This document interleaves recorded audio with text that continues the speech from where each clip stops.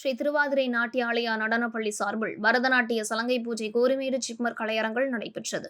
விழாவில் நாட்டிய கலைமாமணி திரிபுர சுந்தரியுகன் அனைவரையும் வரவேற்றார். விழாவை வழக்கறிஞர் செல்வமணி, ஆரோ என்டர்பிரைசஸ் மேலாண் இயக்குநர் ரமேஷ்குமார் சோனி, புதுச்சேரி கலை இலக்கிய மன்றத்தின் தலைவரும் எழுத்தாளருமான Ellai Sivakumar, Pondicherry international safety training அகாடமியின் மேலாண் இயக்குநர் மார்கரெட் செனோரெட்டி ஆகியோர் குத்துவிளக்கேற்றி நிகழ்ச்சியை துவக்கி வைத்தனர்.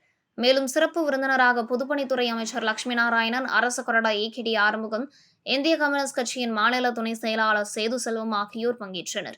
இதில் ஸ்டெடி இன்டர்நேஷனல் பள்ளி மாணவி கனிஷ்கா திருத்தி, அமலோற்பவம் பள்ளி மாணவி சாய் ஸ்ரீநிதி, க்ளூனிப்பள்ளி மாணவி அர்ஷிதா ஹாசினி, நியூ மாடர்ன் வித்யா மந்திர் பள்ளி மாணவி மித்ரா, அமலோற்பவம் பள்ளி மாணவி தனுஷ்கா, க்ளூனி பள்ளி மாணவி ஸ்ரீ ஹாசினி, முத்திரையர் பள்ளி மாணவி தனஸ்ரீ, அம்பாள் இன்டர்நேஷனல் பள்ளி மாணவி அனிஷ்கா ஆகியோரின் பரதநாட்டியம் அரங்கேறியது. விழாவின் முடிவில் லட்சுமி குரூப் ஆஃப் கம்பெனியின் மேலாண் இயக்குநர் குகன் முனுசாமி நன்றி உரையாற்றினார்.